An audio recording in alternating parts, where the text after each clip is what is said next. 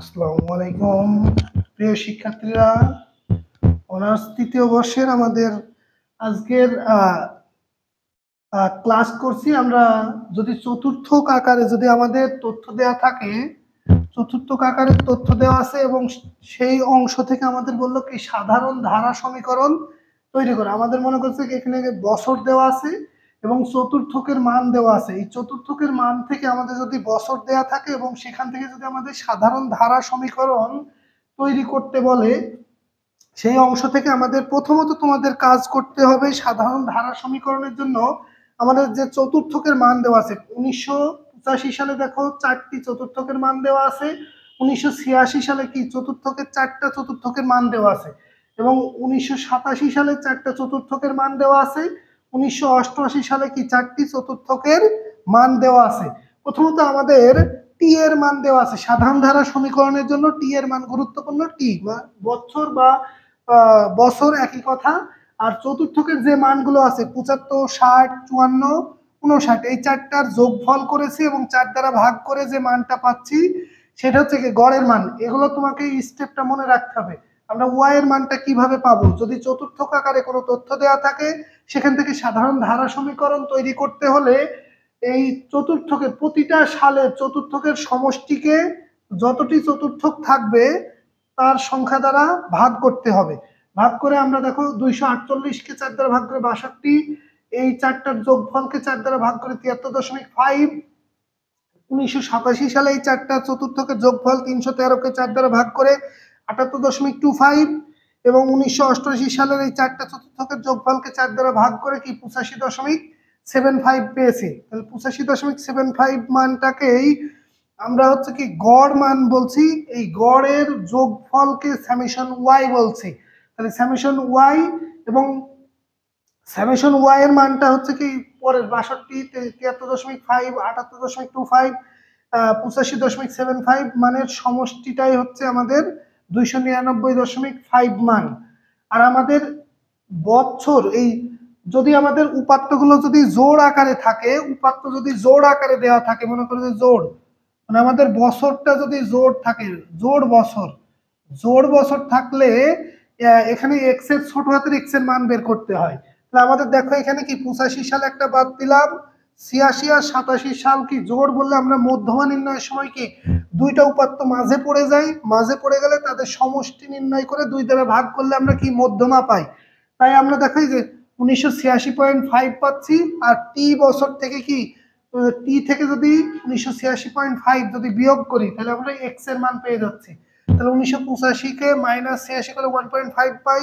1986 থেকে 86.5 বিয়োগ করলে 0.5 পাই। 1987 থেকে এইটা বিয়োগ করলে 1986.5 বিয়োগ করলে 0.5 হয়। আর 88 থেকে 86.6 যদি বিয়োগ করি 1.5 হয়। তাহলে আমরা যে মানটি পেলাম জোড় উপাত্ত বা জোড় বছরের জন্য ছোট হাতের এক্স এর মান পাওয়া যায়। আর আমাদের বড় হাতের এক্স এর মান হচ্ছে কি ছোট হাতের যে এক্স এর মান আছে তাকে 2 দ্বারা গুণ করতে হয়। তাহলে গুণ করে তাহলে আমরা আমাদের সূত্রের ঢালের সূত্রের জন্য লাগে হচ্ছে আমাদের সাধারণ ধারা সমীকরণটি হচ্ছে ওয়াইসি সমান এ প্লাস বি এক্স। তা আমাদের এই সমীকরণের জন্য কি এ এবং বি এর মান আমরা বের করে নিতে পারি। সামেশন মানে এখানে কি এ মানে হচ্ছে ছেদক, ছেদকের মান হচ্ছে কি এ দ্বারা প্রকাশ করা হয়েছে।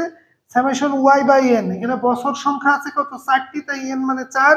আর সামেশন ওয়াই মানে হচ্ছে আমাদের যে চতুর্থকের যে তথ্যগুলো ছিল প্রতিটা বছরের সেই চতুর্থকের সমষ্টিকে যতটি চতুর্থক ছিল সেই চতুর্থকের মান দিয়ে কি ভাগ করে আমরা যে মানটা পাচ্ছি সেটা হচ্ছে কি 62।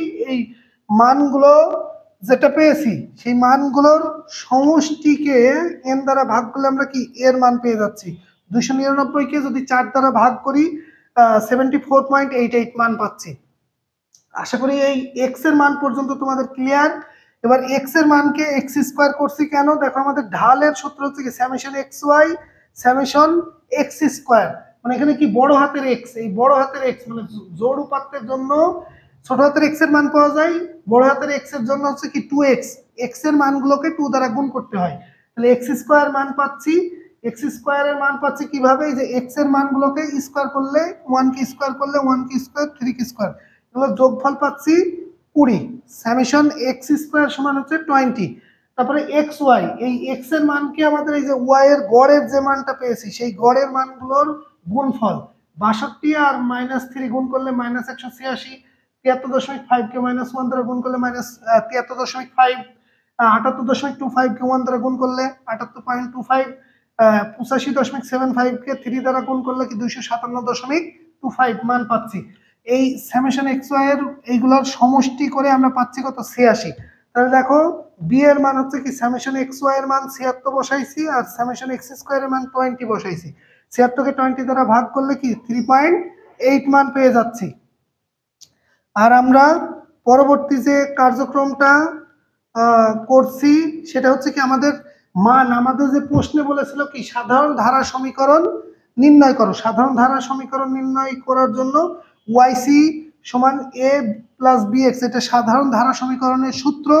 সেই সূত্রে এর মান আমরা যেটা বের করেছি সেটা বসাই দিয়েছি, বি এর মান এখান থেকে যেটা সমাধান করে পেয়েছি সেটা বসাইছি, আর এক্স হলফটা বসাই দিয়েছি। এটাই আমাদের সমাধান। আর আমাদের যদি ক্লাস তোমাদের ভালো লেগে থাকে তাহলে তোমরা আমাদের সরাসরি ক্লাস করতে চাইলে ক্লাস করতে পারো 01939731700, কুষ্টিয়া সরকারি কলেজের সামনে, কুষ্টিয়া সদর, কুষ্টিয়া। এবং আমাদের ইউটিউব চ্যানেল হচ্ছে তৌফিকস ইকোনমিক টিচিং হোম, ইংলিশে লেখবা পেয়ে যাবা। এবং আমাদের পেজ রয়েছে, পেজেও আমাদের ক্লাস দেখতে পারো। সকলে ভালো থেকো, সুস্থ থেকো, আসসালামু আলাইকুম।